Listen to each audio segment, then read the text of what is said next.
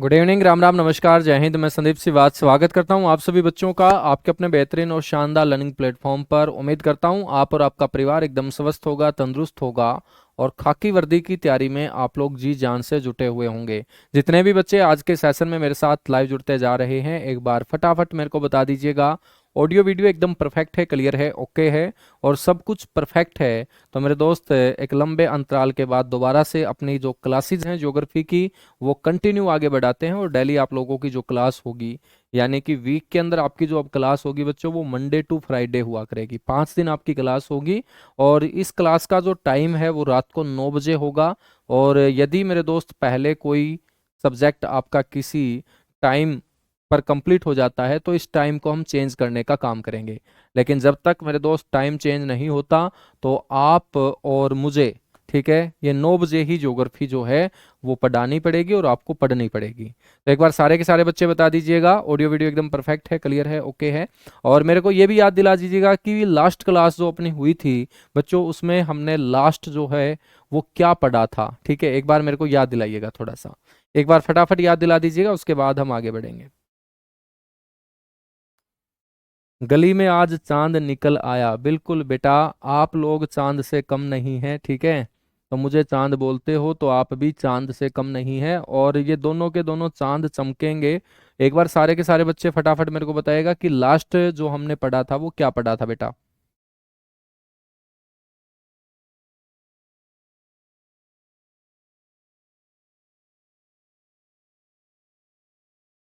हमने प्रायद्वीपीय भारत के अंदर, पेनिनसुलर इंडिया के अंदर मेरे दोस्त विंध्याचल पढ़ा था।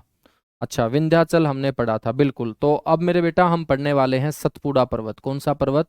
सतपुड़ा पर्वत हम पढ़ने वाले हैं। विंध्याचल के बाद हम चर्चा करेंगे किसकी? सतपुड़ा पर्वत की।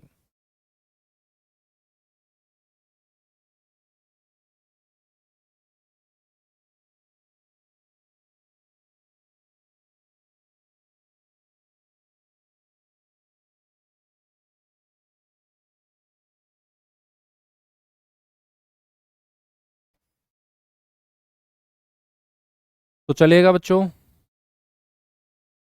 स्टार्ट करते हैं। फिर हम प्रायद्वीपीय भारत हम पढ़ रहे थे, पेनिनसुलर इंडिया। और प्रायद्वीपीय भारत के अंतर्गत आने वाली जो श्रेणियां हैं, जिसमें अरावली रेंज में आपको पढ़ा चुका, विंध्याचल रेंज में आपको पढ़ा चुका, और आज बेटा हम स्टार्ट करेंगे सतपुड़ा रेंज, ठीक है। तो सारे के सारे बच्चे हेडिंग डाल लीजिएगा। पेनिनसुलर इंडिया बेटा हम पढ़ रहे थे। दोबारा से अच्छे अच्छे नोट्स आप लोग बनाने स्टार्ट कर दीजिएगा। पेनिनसुलर इंडिया, जिसको हम बोलेंगे प्रायद्वीपीय भारत। प्रायद्वीप का मतलब होता है एक ऐसा क्षेत्र जिसके 3 दिशा में जल और एक दिशा में बच्चों स्थल हो। ऐसे क्षेत्र को हम पेनिनसुला, प्रायद्वीप बोलते हैं। और सबसे बड़ा प्रायद्वीप जो है बच्चों, वो अरब प्रायद्वीप है। और यदि मैं आपसे पूछूं कि प्रायद्वीपों का महाद्वीप किसे कहा जाता है, तो बच्चों ऐसी जमीनें आपको सबसे ज्यादा नजर आएंगी कहाँ पर? यूरोप कॉन्टिनेंट के अंदर। तो यूरोप कॉन्टिनेंट को हम प्रायद्वीपों का महाद्वीप बोलते हैं। वैसे सबसे बड़ा जो पेनिनसुला होगा वो अरेबियन पेनिनसुला होगा, अरब प्रायद्वीप होगा। हम यहाँ पर चर्चा करने वाले हैं सतपुड़ा रेंज की।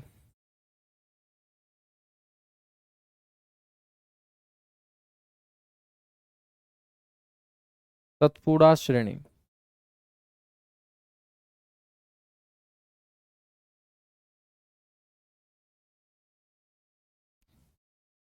बच्चों आपसे कोई पूछ ले कि सतपुड़ा नाम का जो ये पर्वत है, ये किस प्रकार का पर्वत है, तो आप लोगों को बोलना है कि ये एक ब्लॉक माउंटेन है। ठीक है, ये किस प्रकार के पर्वत का एग्जाम्पल होगा? तो बेटा आपको पता होना चाहिए, ये एक ब्लॉक माउंटेन है। तो पहला पॉइंट आपको पता होना चाहिए, ये किस प्रकार का माउंटेन है। ये एक ब्लॉक माउंटेन है, ब्लॉक पर्वत। और मैंने आप लोगों को बताया था कि ब्लॉक पर्वत कौन सा पर्वत होता है, जिसके दोनों ओर का क्षेत्र नीचे की तरफ धंस जाता है और बीच वाला क्षेत्र ऊपर की तरफ उठ जाता है, तो ऊपर उठा हुआ जो क्षेत्र होगा, जो ज्यादा हाइट नहीं पकड़ पाएगा, उसको हम ब्लॉक माउंटेन बोल देंगे। और ब्लॉक माउंटेन के दोनों ओर के जो क्षेत्र नीचे की तरफ धंसे होंगे, उसे हम रिफ्ट वैली बोल देंगे। क्या बोल देंगे? रिफ्ट वैली बोल देंगे। ठीक है, तो इस तरीके से हम बोल सकते हैं कि दो ब्रिन्स घाटियों के बीच ऊपर की ओर उठा हुआ जो पर्वत होगा बच्चों, उसी को हम क्या बोलेंगे? ब्लॉक पर्वत बोलेंगे। ब्लॉक पर्वत बोलेंगे। ठीक है, ये आप लोगों को ध्यान रखना है। ठीक है बच्चों, बात करें कहां से लेकर कहां तक ये फैला हुआ है, तो आपको पता होना चाहिए मध्य गुजरात से लेकर झारखंड तक बेटा ये फैला हुआ है। ठीक है, मध्य गुजरात से लेकर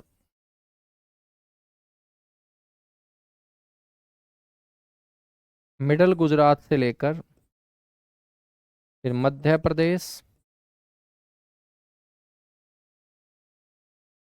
मध्य प्रदेश, मध्य प्रदेश के बाद बेटा याद रखिएगा छत्तीसगढ़,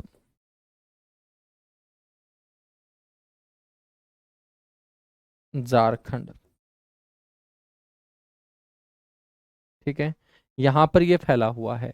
हम ये भी बोल सकते हैं कि ये नर्मदा और तापी नदियों के मध्य मेरे दोस्त फैला हुआ है। ठीक है, तो ये भी आप लोगों को ध्यान रखना है कि यहां पर एक नदी बहती है बेटा, जिस नदी का नाम है नर्मदा। और इस नर्मदा नदी के ऊपर जो आपका पर्वत है, इसको हम बोल देते हैं विंध्याचल पर्वत।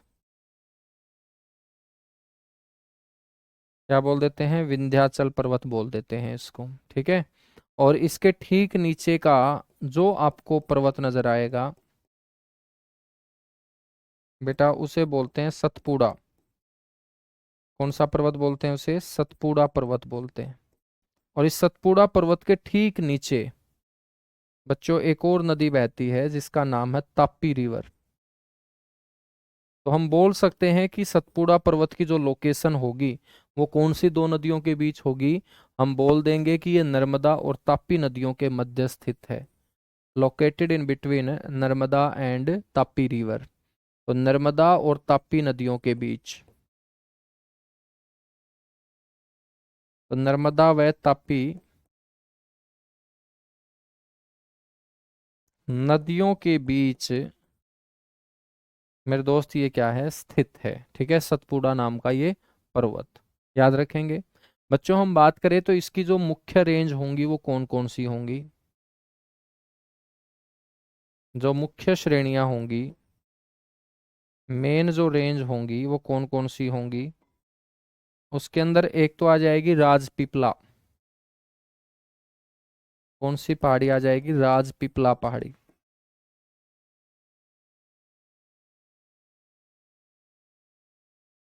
ठीक है, एक मेरे दोस्त आ जाएगी महादेव श्रेणी। और बेटा एक श्रेणी इसकी याद रखनी है आपको, मैकाल श्रेणी। कौन सी श्रेणी याद रखोगे? मैकाल श्रेणी। ठीक है ना, तो ये इसकी तीन आपको पहाड़ी या रेंज आपको याद रखनी है कि मैकाल रेंज किसका पार्ट है, महादेव रेंज किसका पार्ट है, और राजपीपला पहाड़ी किसका पार्ट है। तो आप बोलेंगे ये पार्ट है बच्चों किसका? तापी है बच्चों, काफी नहीं, तापी। तापी। ठीक है, जिसको हम ताप्ती भी बोल देते हैं। गुजरात के अंदर एक शहर है तापी, और गुजरात के शहर तापी के पास से ये नदी निकलती है, इसलिए इसे हम तापी रिवर बोल देते हैं, है ना। तो गुजरात राज्य के अंदर एक शहर के नाम पर इस नदी का नाम पड़ा है तापी। तो बच्चों मुख्य जो श्रेणी होगी आपकी, मेन जो रेंज होंगी आपकी इस सतपुड़ा पर्वत के अंतर्गत, वो आपको ये तीन रेंज याद रखनी है। ठीक है, हम बात करेंगे बेटा यहाँ पर हिल स्टेशन भी है।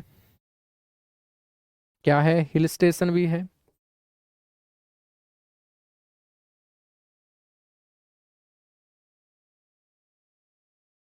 आपसे पूछ ले कि सतपुड़ा पर्वत के ऊपर कौन कौन से हिल स्टेशन हैं, तो बेटा सतपुड़ा पर्वत के ऊपर जो हिल स्टेशन है उसमें से एक का नाम है पंचमढ़ी। क्या है? पंचमढ़ी। और पंचमढ़ी के साथ साथ एक हिल स्टेशन है यहाँ अमरकंटक। बेटा इस अमरकंटक नामक स्थान से दो नदियां हम निकालेंगे, और उन दो नदियों में एक नदी होगी नर्मदा नदी और एक नदी होगी सोन नदी। तो नर्मदा और सोन दोनों की दोनों महत्वपूर्ण नदियां कौन से स्थान से निकलेंगी? अमरकंटक से। तो पर्वत कौन सा हो जाएगा? सतपुड़ा पर्वत हो जाएगा। और इस क्षेत्र में पांडवों ने चारों दिशाओं में मेरे दोस्त गुफाओं का निर्माण करवाया था, और उन गुफाओं के बीच में आया हुआ ये सुंदर सा जो स्थान है, इसी को हम पंचमढ़ी बोलते हैं। और बेटा इस पंचमढ़ी को कहा जाता है क्वीन ऑफ सतपुड़ा।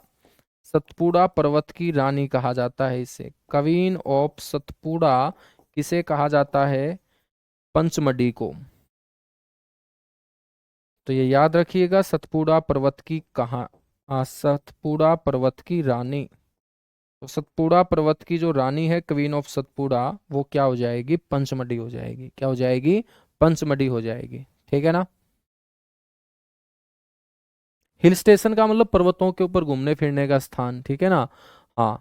तो पहाड़ों के ऊपर तुम्हारा भी मन करता होगा कि हम भी घूमने फिरने जाएं, तो बेटा वो आपके सारे के सारे स्थान जो है ना, वो क्या कहलाएंगे? वो सारे के सारे स्थान आपके हिल स्टेशन ही तो कहलाएंगे।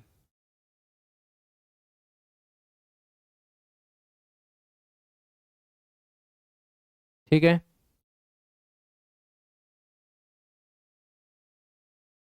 यहां तक चीजें क्लियर हुई? फटाफट बताओ। फटाफट बताएगा। बिल्कुल। सतपुड़ा रेंज सर कितने किलोमीटर तक फैली हुई है? तो बेटा सतपुड़ा रेंज का जो विस्तार होगा वो अप्रोक्स 900 किलोमीटर होगा।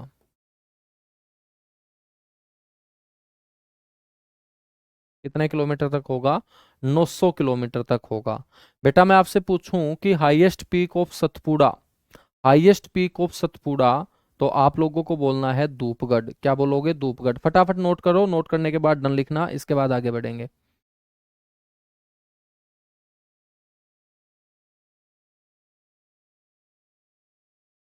ठीक है बच्चों, जो नोट्स बना रहे हैं उनके बारे में भी हम बात करेंगे कि आपको क्या समस्या आ रही है।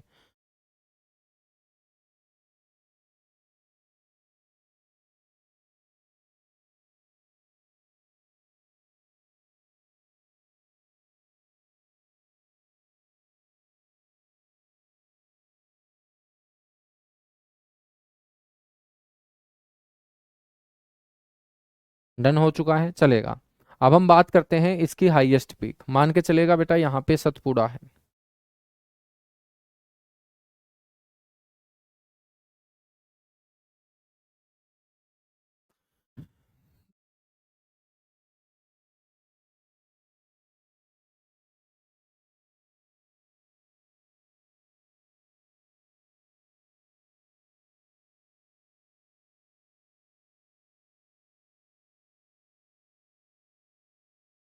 ठीक है, इस तरीके से ये सतपुड़ा फैला हुआ है।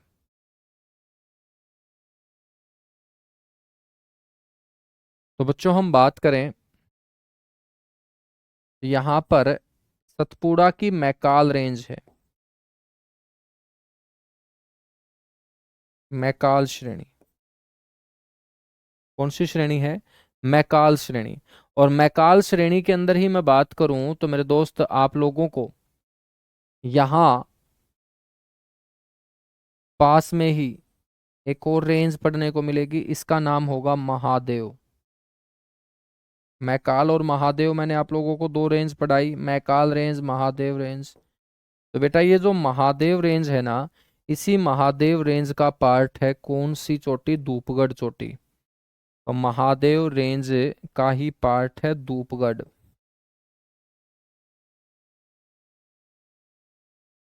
और आपसे कोई पूछ ले कि भाई धूपगढ़ नाम की जो चोटी है, बेटा इसकी जो हाइट है वो कितनी है, तो आप बोलेंगे 1350, 1350 मीटर। और धूपगढ़ जो चोटी है बच्चों, ये मध्य प्रदेश की भी हाईएस्ट पीक है और सतपुड़ा की भी हाईएस्ट पीक है। ठीक है? तो आपसे कोई पूछ ले कि हाईएस्ट पीक ऑफ एमपी या highest peak of Satpura, Satpura की सबसे ऊंची चोटी, तो आपको बोलना है बेटा धूपगढ़ है। कौन सी है? धूपगढ़ है, ठीक है ना। और मैं बात करूं अमरकंटक की, ठीक है, जो मैंने अभी आपको हिल स्टेशन पढ़ाया अमरकंटक, तो बेटा वो आपका मैकाल श्रेणी का हिस्सा है। तो अमरकंटक नाम का हिल स्टेशन, अमरकंटक नाम की जो चोटी है, लगभग 1050 मीटर के आसपास इसकी हाइट है। बच्चों ये मैकाल रेंज का पार्ट है। कौन सी रेंज का पार्ट है? मैकाल रेंज का पार्ट है, ठीक है ना। हम बात करें यहाँ पर कौन कौन से खनिज पाए जाते हैं, मिनरल कौन कौन से हैं?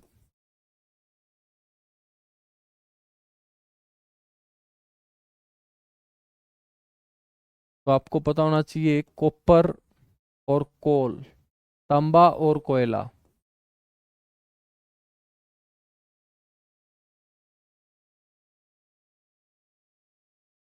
तो तांबा व कोयला जो है मेरे दोस्त, वो यहाँ के क्या होंगे? मुख्य खनिज होंगे। क्या होंगे? मुख्य खनिज होंगे, ठीक है। बेटा इसी रेंज के अंदर एक पास है जिसका नाम है बुरहानपुर। इसी रेंज के अंदर एक पास है, माउंटेन पास है, जिसका नाम है बुरहानपुर पास। बुरहानपुर दर्रा। तो आपसे कोई पूछ ले कि बुरहानपुर नाम का जो पास है बच्चों, ये कौन से माउंटेन के अंदर है? सतपुड़ा माउंटेन, ठीक है। और ये बुरहानपुर नाम का जो पास है, इसको बोलेंगे हम entry gate of Deccan plateau, यानी कि दक्कन के पठार का प्रवेश द्वार कहा जाता है इसे।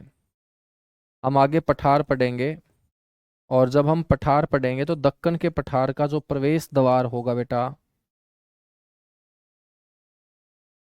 Entry gate of Deccan plateau, वो होगा बुरहानपुर दर्रा। और ये बुरहानपुर दर्रा कौन से माउंटेन का पार्ट होगा? सतपुड़ा माउंटेन का पार्ट होगा, ठीक है ना। हाँ धूपगढ़ है बेटा, धूपगढ़, ठीक है। ये क्या है? धूपगढ़ है, ये आप लोगों को ध्यान रखना है। तो ये धूपगढ़ है। यहां तक चीजें क्लियर हुई? ठीक है। अब बच्चों हम बात करेंगे नीलगिरी पर्वत की। अगला जो माउंटेन होगा हमारा, वो होगा नीलगिरी माउंटेन।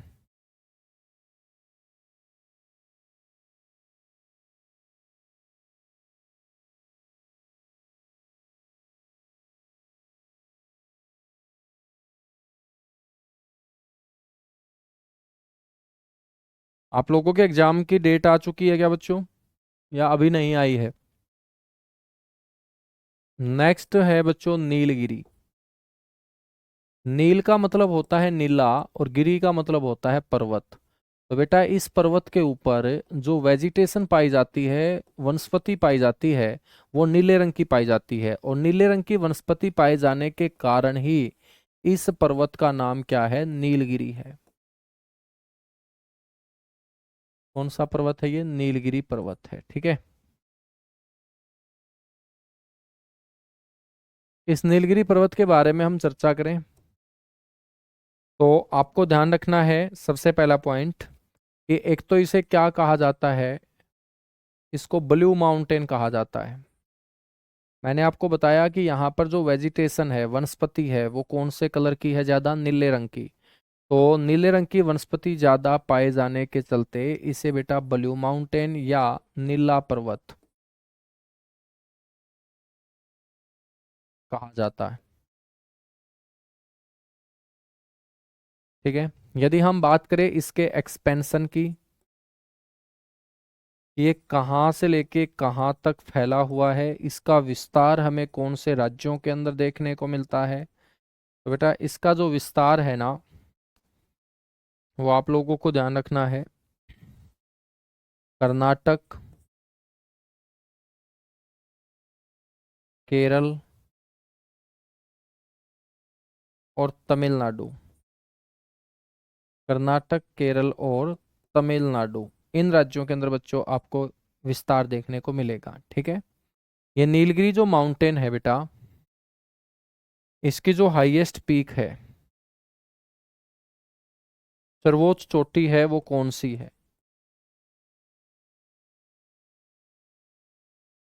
तो इसकी सर्वोच्च चोटी का नाम है डोडा बेटा।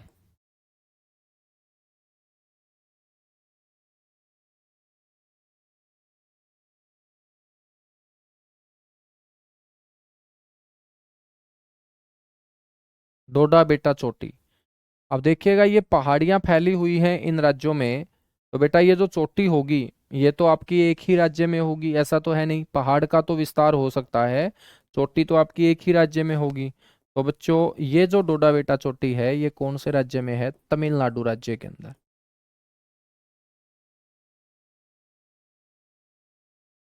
तमिलनाडु राज्य के अंदर ये डोडा बेटा नाम की चोटी है। ठीक है बेटा, ये जो डोडा बेटा नाम की चोटी है ना, इसकी हाइट है 2637 मीटर। और 2637 मीटर हाइट के साथ बच्चों ये आपकी चोटी जो है ये सेकंड हाईएस्ट पीक है पेनिनसुलर इंडिया की। Second highest peak of peninsular India. बच्चों पेनिनसुलर भी बोल सकते हैं और हम साउथ इंडिया भी बोल सकते हैं। ठीक है, तो ये सेकंड हाईएस्ट पीक है आपकी, दूसरी सबसे ऊंची चोटी है दक्षिण भारत की। इससे ऊंची चोटी एक और हम पढ़ेंगे जिसका नाम होगा बच्चों अन्नामुदी चोटी, जो केरल राज्य के अंदर लोकेटेड होगी। 2695 मीटर उसकी हाइट होगी। ठीक है, तो ये आपकी सेकंड हाईएस्ट पीक है, नाम इसका डोडा बेटा है। नीलगिरी नाम का जो माउंटेन हम पढ़ रहे हैं बच्चों, यहां पर एक वाटरफॉल भी है जिसका नाम है पाएकारा। पाएकारा जलप्रपात। जलप्रपात का मतलब होता है जल का ऊंचाई से गिरना, और जब जल ऊंचाई से गिरेगा तो बच्चों किसका निर्माण करेगा? झरने का, जलप्रपात का, वाटरफॉल का। वाटर का मतलब पानी, फॉल का मतलब गिराना। और जब पानी को ऊंचाई से नीचे की तरफ गिरता हुआ हम देखते हैं तो उसी को झरना बोलते हैं, जलप्रपात बोलते हैं, वाटरफॉल बोलते हैं। ठीक है, तो आपको याद रखना है कि पायकारा नाम का एक जलप्रपात पायकारा नदी से मेरे दोस्त ये बनता है। और ये पायकारा नाम की नदी कहाँ बहती है? नीलगिरी पर्वत। ठीक है, नीलगिरी पर्वत पर। बच्चों आपको यहाँ पर यह भी ध्यान रखना है कि एक टोडा नाम की जनजाति यहाँ पर निवास करती है। टोडा जनजाति का निवास, house of Toda schedule tribe. जनजाति का मतलब होता है शेड्यूल ट्राइब। ठीक है, आर्थिक और सामाजिक आधार पे सबसे पिछड़े हुए लोगों को हम क्या बोलते हैं बेटा? शेड्यूल ट्राइब बोलते हैं, जनजाति बोलते हैं। ठीक है, तो टोडा जनजाति का ये निवास है। और टोडा जनजाति एक ऐसी जनजाति है बच्चों जो भैंस पालने का काम करती है। तो भारत के अंदर एक ऐसी जनजाति जो भैंस पालती है बच्चों, वो कहाँ पर है? आप बोलेंगे नीलगिरी पर्वत के ऊपर, नाम है उसका टोडा जनजाति। ठीक है बेटा, हम बात करें ये जो टोडा जनजाति का क्षेत्र मैंने बताया नीलगिरी पर्वत, यहाँ पर एक हिल स्टेशन भी है।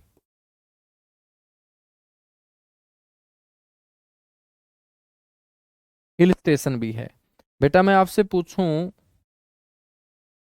कि यहाँ पर कौन सा हिल स्टेशन है, तो सारे के सारे बच्चों को बोलना है कि उस हिल स्टेशन का नाम है ऊटी। ऊटी, और ऊटी को हम क्या बोलते हैं? उडगमंडलम। और ये ऊटी या उडगमंडलम नाम का जो हिल स्टेशन है बच्चों, वो कौन से राज्य में है? गुरुजी तमिलनाडु राज्य में। और पहाड़ी कौन सी हो जाएगी? नीलगिरी पहाड़ी हो जाएगी। कौन सी पहाड़ी हो जाएगी? नीलगिरी। बेटा हम बात करें तो ये नीलगिरी जो पर्वत है ना, ये भारत के दोनों जो घाट हैं उन दोनों के दोनों घाटों को आपस में मिलाने का काम करता है। तो हम बोल सकते हैं कि पूर्वी व पश्चिमी घाट का मिलान बिंदु, meeting point of eastern and western Ghat. तो आपसे पूछा जाए कि कौन सा पर्वत है जो पूर्वी व पश्चिमी घाट को आपस में मिलाने का काम करता है? Meeting point of eastern and western Ghat, आप बोलेंगे वो है नीलगिरी माउंटेन। क्या है? नीलगिरी माउंटेन। अब आपके दिमाग में ये आएगा कि सर ये घाट क्या है। ठीक है, अब आपके दिमाग में आएगा कि सर ये घाट क्या होता है। बेटा घाट जो है ना उसको इंग्लिश में भी घाट ही बोलते हैं। घाट का मतलब होता है जल के साथ लगती जमीन के ऊपर फैले हुए पर्वतीय श्रृंखला, उसको हम क्या बोलेंगे, घाट बोलेंगे। अब मान के चलिएगा कि अपने भारत के एक तो राइट हैंड साइड में पानी है, एक लेफ्ट हैंड साइड में पानी है। तो बेटा राइट हैंड साइड में यहाँ पर बहुत सारे हमारे क्या होंगे, पर्वत होंगे, जो जल के साथ लगती इस जमीन के ऊपर फैले हुए होंगे। और बेटा ये जो जमीन के ऊपर फैले हुए पर्वत हैं, इन सारे के सारे पर्वतों को हम क्या बोल देंगे, ईस्टर्न घाट के पर्वत बोल देंगे। ईस्टर्न घाट के पर्वत बोल देंगे। ठीक है, तो घाट का मतलब क्या होगा, पानी के साथ जल के साथ लगती जमीन के ऊपर फैली हुई पर्वतीय श्रृंखला क्या कहलाएगी, घाट। तो बच्चों राइट हैंड साइड में पानी है तो एक घाट तो यहां बनेगा, लेफ्ट हैंड साइड में भी पानी है, अरब सागर है, एक घाट यहां बनेगा। तो हम बच्चों भारत के अंदर कितने घाट पढ़ेंगे, दो घाट। राइट हैंड साइड को बोल देंगे ईस्टर्न घाट और लेफ्ट हैंड साइड में बोल देंगे हमें वेस्टर्न घाट। ठीक है ना बच्चों। बात करें तो ठीक यहां पर भी इस तरीके से क्या फैले हुए हैं, पर्वत फैले हुए हैं, ये सारी की सारी पहाड़ियां मेरे दोस्त अभी हम पढ़ेंगे। ठीक है, तो मैं बात करूं तो यदि ये साइड वाला आपका वेस्टर्न घाट है, इस साइड वाला यदि ये वेस्टर्न घाट है तो राइट हैंड साइड वाला ईस्टर्न घाट होगा। तो बेटा इन दोनों घाटों को जो मिलाएगा, इन दोनों घाटों को जो मिलाता है वही तो हमारा कौन सा माउंटेन है, नीलगिरी माउंटेन है। नीलगिरी माउंटेन है। ठीक है, तो इसलिए हमने बोला है इसको meeting point of eastern and western Ghat. यहां तक बातें समझ में आई, एक बार फटाफट बताएगा, उसके बाद आगे बढ़ेंगे। बेटा क्वेश्चन कैसे बनेंगे, ऐसे ही बनेंगे जैसे मैंने बनाए हैं। क्वेश्चन ही तो मैं लिखवा रहा हूं सारे के सारे आप लोगों को। मैं आप लोगों को क्या लिखवा रहा हूं, सारे के सारे मैं आप लोगों को क्वेश्चन ही तो लिखवा रहा हूं।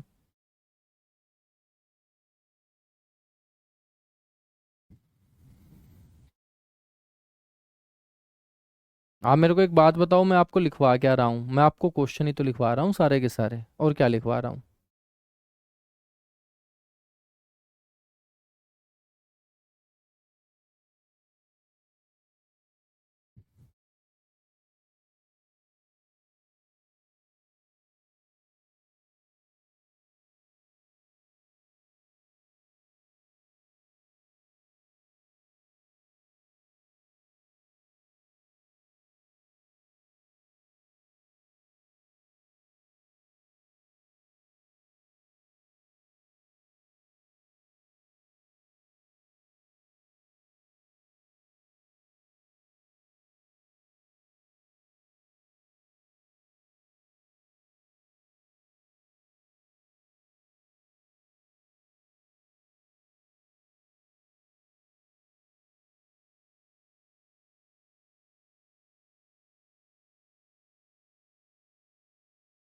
चलेगा, आगे बढ़े फिर। पूर्वी और पश्चिमी घाट का मिलान बिंदु बेटा नीलगिरी पहाड़ी होगा। क्या होगा, नीलगिरी पहाड़ी होगा। ठीक है, आगे आ जाइएगा फिर। 15 दिसंबर से पहले एग्जाम होगा, कोई दिक्कत नहीं, तब तक तो निपटवा देंगे सारा का सारा सिलेबस अच्छे से। बच्चों ये जो नीलगिरी माउंटेन हम पढ़ रहे हैं, यहाँ से एक क्वेश्चन और याद रखना है कि ये भारत का पहला बायोस्फीयर रिजर्व क्षेत्र भी है।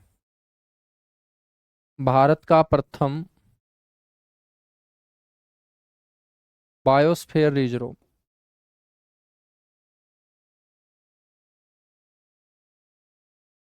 तो फर्स्ट बायोस्फीयर रिजर्व क्षेत्र बच्चों नीलगिरी है, जिसको बायोस्फीयर क्षेत्र घोषित किया गया था 1986 के अंदर। कब, 1986 के अंदर। बड़ा इंपॉर्टेंट क्वेश्चन है कि भारत का पहला बायोस्फीयर क्षेत्र।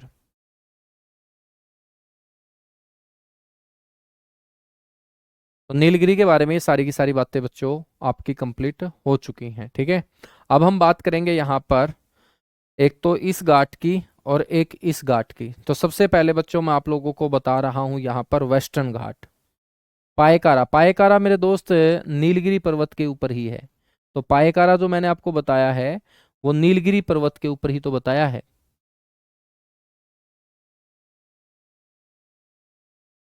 ठीक है ना। नीलगिरी पर्वत पर ही तो मैंने आप लोगों को बताया है। आइएगा नेक्स्ट हम बात करते हैं यहाँ पर अब घाटों के बारे में।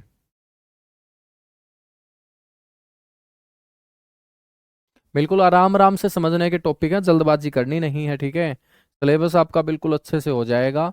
और एक बार बच्चों मौका मिल रहा है हमें नौकरी लगने का, तो जल्दबाजी नहीं करनी है, क्योंकि जल्दबाजी करोगे तो कोई ना कोई बात छूट जाएगी और उसका नुकसान किसको होगा फिर? उसका नुकसान आपको ही होगा, ठीक है। तो मैं नहीं चाहता कि किसी भी बच्चे का नुकसान हो। तो बेटा अब हम बात करेंगे अपने जो घाट हैं उनके बारे में। तो घाट का मतलब क्या होगा, क्योंकि ये दो तीन टॉपिक थोड़े से लंबे हैं ज्योग्राफी के अंदर।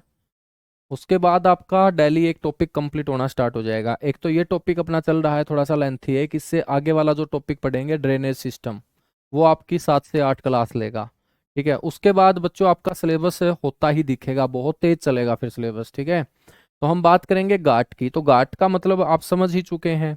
तो बच्चों हम दो घाट पढ़ते हैं, एक हम पढ़ेंगे ईस्टर्न घाट और एक हम पढ़ेंगे वेस्टर्न घाट। वेस्टर्न घाट कौन सा होगा? अरब सागर के साथ लगती जो जमीन है बच्चों, गुजरात से लेके कन्याकुमारी, क्योंकि अरब सागर का पानी कौन से राज्य को लगता है? ऊपर की तरफ गुजरात को, और नीचे बच्चों लास्ट में कौन है? कन्याकुमारी। तो गुजरात से लेके कन्याकुमारी तक बच्चों इस जल के साथ लगती जमीन के ऊपर जो भी पर्वत फैले होंगे, उन सारे के सारे पर्वतों को हम यहाँ पर पढ़ेंगे। वेस्टर्न घाट के पर्वत उनको बोलेंगे। बेटा ये जो वेस्टर्न घाट है इसके बारे में मैं चर्चा करूं, तो आप लोगों को ध्यान रखना है कि वेस्टर्न घाट जो है इसको हम सह्याद्री घाट के नाम से भी जानते हैं। यदि आपसे इसका दूसरा नाम पूछ ले कि भाई इसको अन्य किस नाम से जानते हैं, तो आप सारे के सारे बच्चों को पता होना चाहिए कि सर इसको हम सह्याद्री घाट भी बोल देते हैं।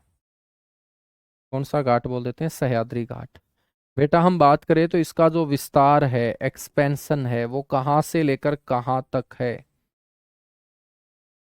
इसका जो एक्सपेंशन है, इसका जो विस्तार है, ठीक है। तो बेटा ये आपका ताप्ती नाम की एक नदी बहेगी। ताप्ती नदी के दक्षिण में बच्चों ये शुरू हो जाएगा, और ताप्ती नदी के दक्षिण से शुरू होके बेटा ये कन्याकुमारी तक।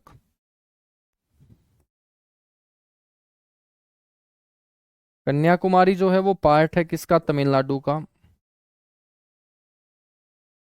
1600 किलोमीटर में मेरे दोस्त इसका विस्तार आपको देखने को मिलेगा, ठीक है। बच्चों 1600 किलोमीटर। यदि मैं बात करूं कि इतने किलोमीटर तक जब पर्वतीय श्रृंखलाएं फैली हुई है, तो मेरे दोस्त ये आपका सेकंड लॉन्गेस्ट माउंटेन रेंज हो जाएगी। Second longest mountain range of India बच्चों पश्चिमी घाट होगा, वेस्टर्न घाट होगा। भारत की दूसरी सबसे लंबी पर्वतीय श्रृंखला। अब मैंने दूसरी बता दी है, तो पहली आप लोग बताएंगे कि सबसे लंबी भारत की पर्वतीय श्रृंखला कौन सी है। भारत की दूसरी सबसे लंबी पर्वतीय श्रृंखला बच्चों कौन सी है? वेस्टर्न घाट है। तो मैं आप लोगों से पूछ रहा हूं यहाँ पर बेटा कि बताइएगा सारे के सारे बच्चे, भारत की पहली सबसे लंबी पर्वतीय श्रृंखला कौन सी है? सर जी डीजे बज रहा है, तो बच्चों किसी के घर में तो बजने दो, ठीक है। हाँ, तो शादियों का सीजन है तो डीजे तो बजेगा ही, अपने घर में भी बजेगा, नौकरी लगेगी तब, ठीक है। कहीं पे अपना भी तो जुगाड़ बैठेगा बेटा। तब हम भी ऐसे ही नाचेंगे आपकी शादी में, नागिन डांस करेंगे फिर, ठीक है। तुम बुलाओगे तो, नहीं बुलाओगे तो क्या करेंगे फिर?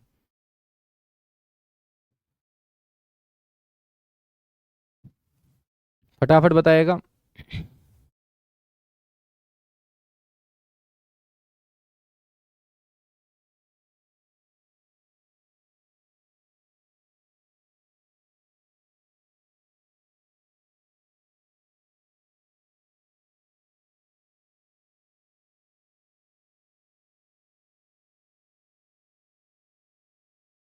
तो बेटा सबसे लंबी जो पर्वतीय श्रृंखला है वो हमारी हिमालय होगी, क्योंकि मैंने हिमालय की लंबाई आपको कितने किलोमीटर पढ़ाई थी, 2400 किलोमीटर।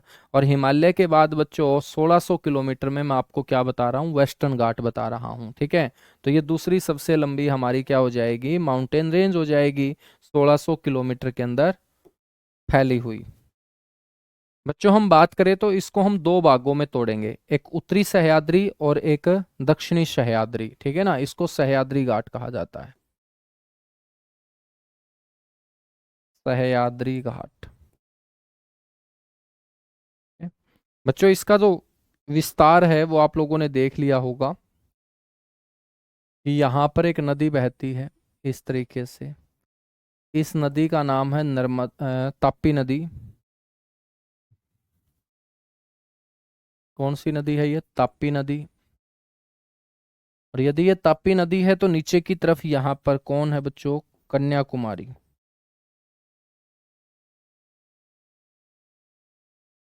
नीचे की तरफ कौन है, कन्याकुमारी। बच्चों उसके बाद हम बात करेंगे तो ये आपका राज्य कौन सा होगा, गुजरात। तो गुजरात राज्य में इसका विस्तार है। गुजरात के ठीक नीचे बच्चों महाराष्ट्र है, तो महाराष्ट्र राज्य में आपको इसका विस्तार देखने को मिलेगा। महाराष्ट्र के ठीक नीचे छोटा सा बच्चों गोवा है। गोवा के ठीक नीचे आप लोगों को कर्नाटक नजर आ जाएगा। बेटा कर्नाटक के ठीक नीचे आपको केरल नजर आ जाएगा, और केरल के ठीक नीचे आपको यहाँ तमिलनाडु नजर आएगा।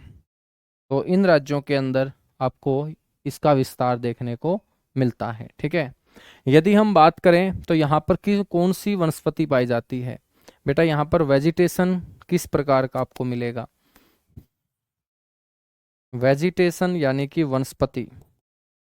आपसे पूछा जाए कि जो आपका वेस्टर्न घाट है यहाँ पर किस प्रकार की वेजिटेशन, तो पश्चिमी घाट के ऊपर बच्चों गर्मी बहुत ज़्यादा पड़ती है, और जहाँ पर गर्मी ज़्यादा होगी वहाँ पर हमेशा आपको उष्ण कटिबंधीय, और गर्मी ज़्यादा है तो बारिश भी ज़्यादा होगी, क्योंकि मेरे दोस्त यहाँ अरब सागर से ही दक्षिण पश्चिम वाले इलाके से हवाएं जो है वो पानी पिएंगी, पानी पीकर ऊपर उठेंगी, ऊपर उठते ही बच्चों इस वेस्टर्न घाट की पहाड़ियों से टकरा के यहीं पर बारिश करती रहेंगी। क्योंकि गर्मी ज़्यादा होगी तो बच्चों जल का वाष्पीकरण बड़े स्तर पे होगा, वेपराइजेशन बड़े स्तर पे होगा, बादल ज्यादा बनेंगे, बादल ज्यादा बनेंगे तो बारिश ज्यादा होगी। तो बच्चों ये आपका जो क्षेत्र है ये गर्मी वाला क्षेत्र है, जहां गर्मी ज्यादा होगी वहां बारिश ज्यादा आएगी, और जहां गर्मी और बारिश होगी वहां पर जो वनस्पति होगी बेटा वहां उष्ण कटिबंधीय सदाबहार वनस्पति आपको देखने को मिलेगी। तो यहाँ पर जो वेजिटेशन होगा वो किस प्रकार का होगा, उष्ण कटिबंधीय, उष्ण कटिबंधीय सदाबहार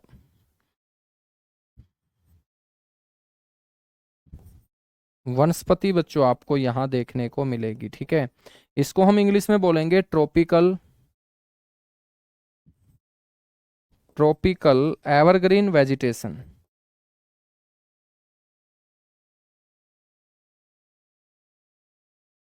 ठीक है, ट्रॉपिकल एवरग्रीन वेजिटेशन आप लोगों को यहाँ देखने को मिलेगा। ठीक है बच्चों, याद रखोगे, बिल्कुल याद रखेंगे। अब मैं आप लोगों से पूछूं कि जब बारिश ज्यादा होगी और गर्मी ज्यादा होगी तो बच्चों बारिश के चलते वहां पर जो सदाबहार वनस्पति होगी तो उस वनस्पति के बीचों बीच आप लोगों को बहुत ज्यादा जैव विविधता भी देखने को मिलेगी। तो बेटा यहाँ पर जो जैव विविधता होगी वो बहुत ज्यादा आपको देखने को मिलेगी। अत्यधिक जैव विविधता वाला आपका ये क्षेत्र है वेस्टर्न घाट। अत्यधिक जैव विविधता, अत्यधिक जैव विविधता का मतलब है हाई बायोडायवर्सिटी। इंग्लिश में बेटा इसको बोलेंगे हाई बायोडायवर्सिटी। बहुत सारे जीव और अलग अलग किस्म के इतने जीव बच्चों जिनका नाम भी हमें नहीं पता है, जिनका नाम भी अभी तक नहीं रखा गया है, नाम भी नहीं रखा गया है। ठीक है, हम बात करें तो केरल के अंदर जो हम पढ़ते हैं साइलेंट वैली, केरल के अंदर मेरे दोस्त हम जो पढ़ेंगे साइलेंट वैली, शांत घाटी, वो कौन से घाट का पार्ट होगी, वो वेस्टर्न घाट का ही तो पार्ट है शांत घाटी। शांत घाटी इसको बोल देते हैं जो जैव विविधता के लिए फेमस है। मौन घाटी इसे बोल देते हैं बेटा, या इसे हम साइलेंट वैली बोलते थे। क्या बोलते हैं? साइलेंट वैली बोलते हैं। क्यों बोलते हैं? क्योंकि ये जैव विविधता वाला क्षेत्र है। ठीक है, केरल के अंदर ये जैव विविधता वाला क्षेत्र है। हमने बात की तमिलनाडु के अंदर। तमिलनाडु के अंदर बच्चों वेस्टर्न घाट का ही पार्ट है नीलगिरी बायोस्फीयर क्षेत्र। नीलगिरी बायोस्फीयर क्षेत्र जो भारत का पहला बायोस्फीयर रिजर्व है 1986। ठीक है, वो भी इसी का पार्ट है। बच्चों हम बात करेंगे, ये 8वां जैव विविधता वाला हॉटस्पॉट है। ठीक है बच्चों, ये जो वेस्टर्न घाट है यहाँ इतनी जैव विविधता पाई जाती है कि यूनेस्को ने एक साथ पश्चिमी घाट के 39 स्थानों को बच्चों विश्व धरोहर के अंदर शामिल करने का काम किया था 2012 में। ये बड़ा इंपॉर्टेंट क्वेश्चन यहाँ से बनेगा कि पश्चिमी घाट के ऊपर जो जैव विविधता है, इतने बड़े स्तर पे आपको जैव विविधता देखने को मिलेगी कि वर्ष 2012 के अंदर, वर्ष 2012 में यूनेस्को, जिसका मुख्यालय आप पेरिस के अंदर पढ़ते हैं, ठीक है, united nation of educational scientific and cultural organisation जिसकी फुल फॉर्म है, तो बच्चों यूनेस्को के द्वारा यहाँ के 39 स्थानों को वर्ल्ड हेरिटेज साइट में शामिल किया गया था। वर्ल्ड हेरिटेज साइट, विश्व धरोहर स्थल। तो विश्व धरोहर स्थल में बच्चों क्या किया? शामिल किया। बात समझ में आ रही है? एक बार सारे के सारे बच्चे थम्स अप करके बताएंगे मेरे को। ऐसा तो नहीं है कि ही तुम मेरी मेरी मेहनत करवा रहे हो और बच्चों बाउंसर की तरह मेरी बातें सिर के ऊपर से जा रही हूं, ऐसा तो नहीं है।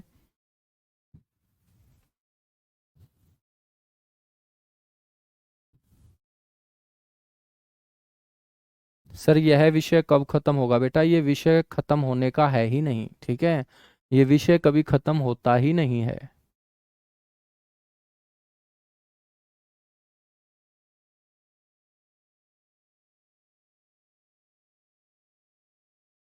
सर बायोडायवर्सिटी जो होता है ये क्या होता है?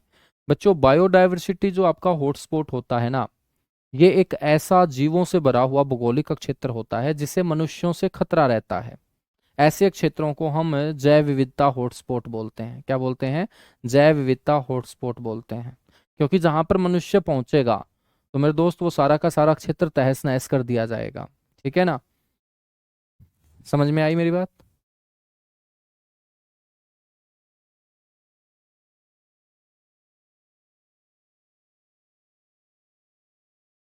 हाँ बताइएगा भाई, रवि शर्मा बताइएगा।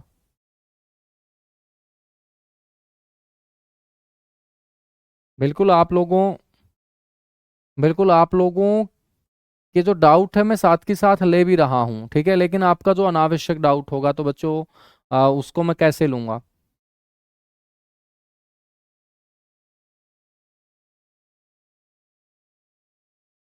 बताएगा फटाफट।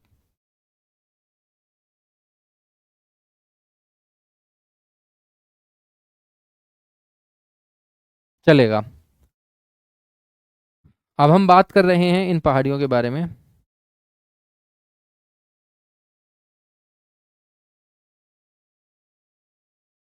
बिल्कुल बिल्कुल, यूपीएसआई के अंदर ही ये टॉपिक आए हुए हैं, वही टॉपिक करवा रहा हूँ बेटा। ये तो यूपीएसआई छोड़ो, कोई भी एग्जाम हो वहां पर ही पूछे जाते हैं। ठीक है,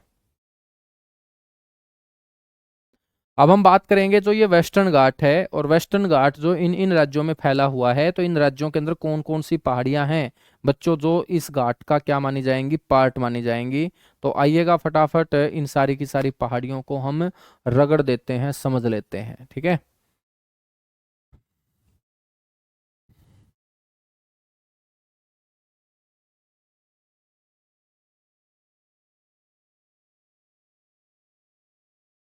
बच्चों, हम बात करें तो यहाँ पर एक छोटा सा राज्य है, और बेटा इस छोटे से राज्य का नाम है गोवा। इस छोटे से राज्य का नाम क्या है गुरुजी? गोवा। बेटा इस छोटे से राज्य गोवा से मैं बात करूं,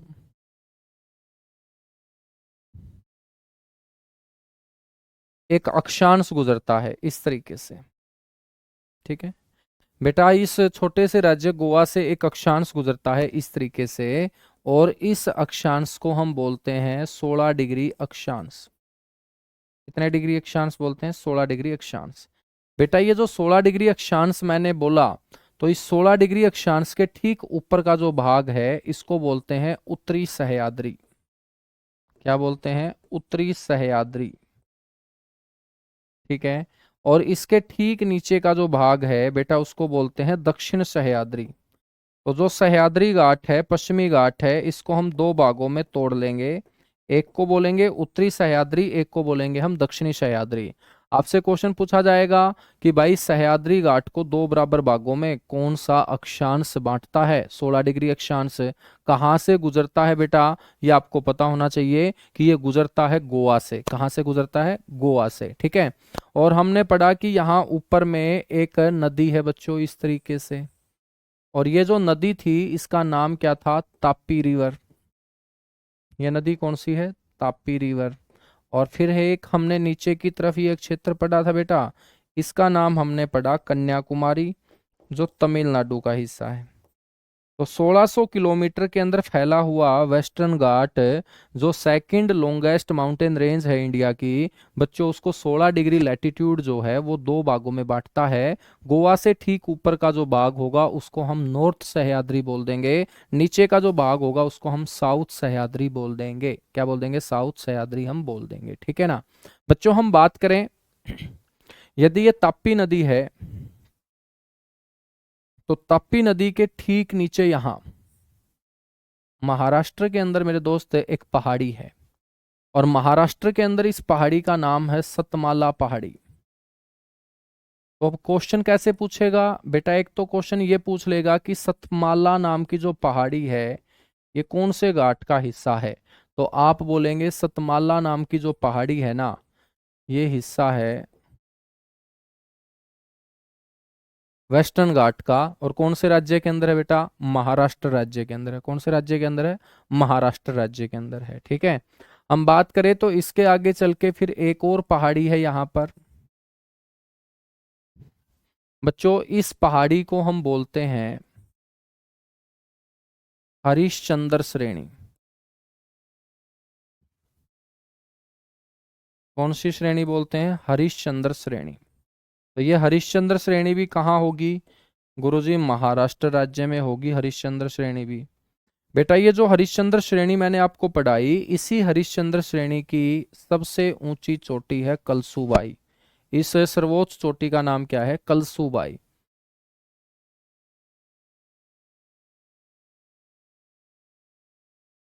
कलसूबाई। और बेटा ये जो कलसूबाई है ना, ये आपको याद रखना है, ये महाराष्ट्र की सबसे ऊंची चोटी है, हाईएस्ट पीक ऑफ महाराष्ट्र।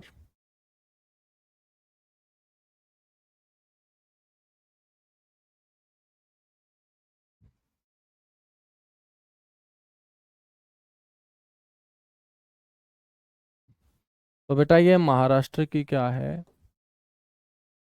सर्वोच्च चोटी है।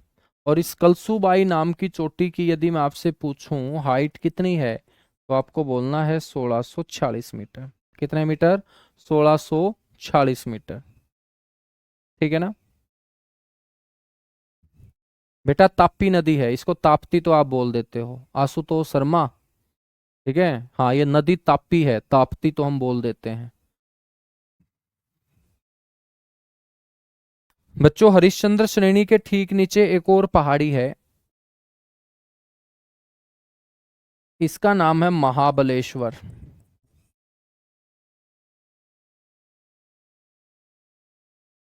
महाबलेश्वर श्रेणी, ये भी कहाँ है गुरुजी? ये भी महाराष्ट्र में है, महाबलेश्वर। बेटा ये जो महाबलेश्वर नाम की मैं आपको पहाड़ी पढ़ा रहा हूँ, यहाँ से एक नदी निकलेगी जिसका नाम होगा कृष्णा। कृष्णा जो रिवर है बच्चों, वो कहाँ से निकलती है? महाबलेश्वर से। और बेटा ये जो महाबलेश्वर हमने पढ़ा, इसकी जो सर्वोच्च चोटी है इसका नाम है विल्सन पॉइंट। Wilson point. ठीक है। तो महाबलेश्वर श्रेणी की जो सर्वोच्च चोटी होगी, हाईएस्ट पीक होगी बच्चों, वो क्या हो जाएगी, ये आप लोगों को ध्यान रखना है। याद रखोगे ये बातें? बिल्कुल याद रखेंगे सर। बेटा गोवा, गोवा के बाद क्या आ जाता है, कर्नाटक आ जाता है। गोवा के बाद क्या आ जाता है, कर्नाटक। तो बेटा हम बात करेंगे यहाँ कर्नाटक के अंदर एक पहाड़ी याद रखनी है जिसका नाम है बाबा बुदन पहाड़ी। बुदन नाम का एक बाबा, ठीक है, जिसके नाम पर बच्चों इस पहाड़ी का नाम है बाबा बुदन पहाड़ी। और ये कौन से राज्य में है, कर्नाटक राज्य में। और इस बुदन नाम के बाबा ने इस पहाड़ी के ऊपर बच्चों कॉफी के बीज लगाने का काम किया था। और कॉफी के बीज लगाने का काम किया तो ये जो पहाड़ी है बच्चों, ये किसके लिए फेमस होगी, ये पहाड़ी फेमस होगी कॉफी के उत्पादन के लिए।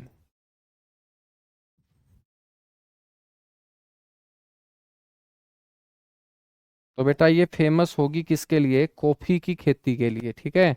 तो कॉफी के लिए जाना जाता है कर्नाटक, तो कर्नाटक के अंदर कौन सी पहाड़ी, बाबा बुदन की पहाड़ी। और बेटा आपसे कोई पूछ ले कि भाई यहाँ पर कौन सी चोटी है, उस चोटी का नाम है कुंद्रे मुख। तो कुंद्रे मुख नाम की जो चोटी है बेटा, वो आपकी कर्नाटक राज्य के अंदर बाबा बुदन पहाड़ी की चोटी है, जिसको हम कुंद्रे मुख बोलते हैं, ठीक है। 1892 मीटर इसकी हाइट है। कितने मीटर हाइट है, 1892। हाइट वगैरह याद रखने की जरूरत नहीं है, ना कलसुबाई की याद रखनी है, ना कुंद्रेमुख की याद रखनी है, ठीक है। कुंद्रेमुख बच्चों कर्नाटक के अंदर है। बाबा बुदन, बाबा बुदन, बुदन नाम का एक बाबा था जो अपनी दाढ़ी के अंदर बच्चों चीन से कॉफी के बीज छुपा के लेके आया था। और उसने अपनी दाढ़ी के अंदर छिपाए गए इन बीजों को इस पहाड़ी के ऊपर गिराने का काम किया। उसके बाद इस पहाड़ी के ऊपर कॉफी की खेती, कॉफी का उत्पादन होना स्टार्ट हुआ। और लोगों ने इस पहाड़ी का नाम इस बाबा के नाम पे रख दिया, बाबा बुदन पहाड़ी, ठीक है ना। उसके बाद हम बात करते हैं बच्चों, इस बाबा बुदन पहाड़ी के ठीक नीचे कर्नाटक के अंदर एक और पहाड़ी है जिसका नाम है ब्रह्मागिरी पहाड़ी। बेटा इसी ब्रह्मागिरी पहाड़ी से निकलेगी दक्षिण की गंगा कावेरी। तो कावेरी नदी जो आप पढ़ोगे ना, कावेरी नदी जो आप पढ़ोगे बेटा, वो इस ब्रह्मागिरी पहाड़ी से निकलती हुई आपको नजर आएगी है। याद रखोगे? बिल्कुल याद रखेंगे गुरुजी, ठीक है। याद रखोगे बिल्कुल। बेटा हम बात करेंगे यहां पर केरल और तमिलनाडु, ठीक है ना। तो केरल और तमिलनाडु, तो याद रखना है बच्चों, इस साइड है तमिलनाडु, TN से लिख रहा हूं तमिलनाडु। और इस साइड है केरल। और बेटा केरल और तमिलनाडु के अंदर जो आपको ये पहाड़ी देखने को मिल रही है, इसको बोलते हैं अन्नामलाई पहाड़ी।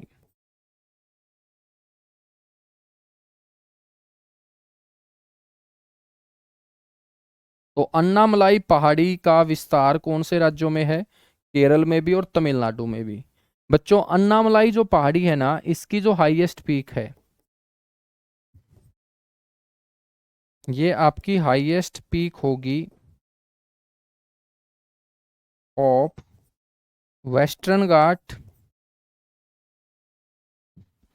या बच्चों हम बोल सकते हैं साउदर्न इंडिया, ठीक है।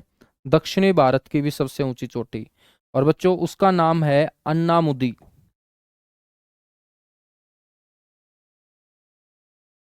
अन्नामुदी। और ये अन्नामुदी नाम की जो चोटी है बेटा, ये केरल राज्य के अंदर स्थित है। अब अन्नामलाई पहाड़ी तमिलनाडु में है, लेकिन अन्नामुदी चोटी कहाँ है, केरल के अंदर। और इसकी जो हाइट है वो कितनी है, 2695, 2695 मीटर मेरे दोस्त इसकी हाइट है। मजा आ रहा है तुम लोगों को पढ़ के? एक बार फटाफट सारे के सारे बच्चे कमेंट करके बताएंगे। बाकी की पहाड़ियों को हम कल पढ़ेंगे, ठीक है। तो ये मुश्किल कुछ नहीं है बेटा, बस मुश्किल है आपके दिमाग से ये बात का निकल पाना कि पढ़ाई मुश्किल होती है, ठीक है ना। यदि आपके दिमाग से ये बात निकल जाएगी कि भाई पढ़ाई मुश्किल होती है, तो अपने आप तुम समझ जाओगे कि पढ़ाई बहुत आसान होती है। तो इस चीज को अपने दिमाग से निकालिएगा, और बहुत आसान है, मुश्किल कुछ नहीं है, ठीक है। हाँ। और आप तो मेरे दोस्त बहादुर बच्चे हो, एक बार ठान लोगे तो मुश्किल से मुश्किल चीज को भी आप दिमाग में सेट कर लोगे। तो आज के लिए इतना सा ही, बाकी मेरे दोस्त हम मिलेंगे कल की क्लास में। Thank you, bye bye, love you आप सभी को। और आराम आराम से इनको हम कवर करते चलेंगे।